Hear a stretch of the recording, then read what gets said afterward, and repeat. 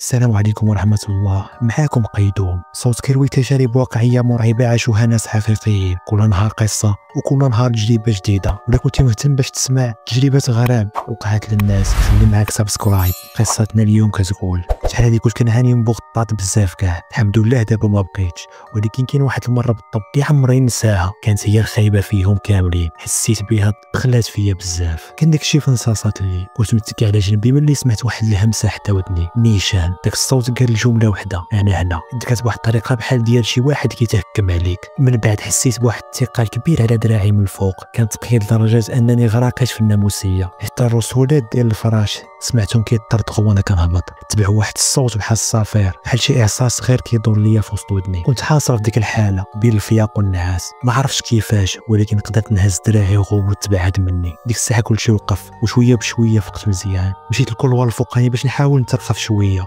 بانت ليا البوره ديال الكولوار اللي لتحت كتشعل وكتطفى. ديك الساعه قلت مع راسي هادشي غير كيلعب باعصابي. ملي رجعت لبيتي هضرت مع ديك الحاجه اللي كنت كنحس بها وقلت ليها تخليني في الثقه، وعمرها مازال ترجع لعندي. كنت واضح معاها بزاف وعاقل على داك الاحساس الخايب اللي حسيت به وانا كنهضر. في الصباح لاحظت بلي البوره ديال الكولوار مازال كتشعل وكتطفى نفس الطريقه. في الاخر طلعت البوله خاسره، الا ما شي حاجه اللي كتلعب بالضو. ولكن داكشي ديال البغطات ما قدرتش نلقى ليه تفسير. داك الاحساس كان حقيقي بزاف. من داك النهار عمر هادشي مازال وقع ليا. التجربه ديال اليوم سالات. ولا عندك شي قصه ولا تجربه يمكن لك تعاودها لينا، ربما قصتك دوز في الشين ديالنا. انا قيدوم، والسلام عليكم ورحمه الله تعالى وبركاته.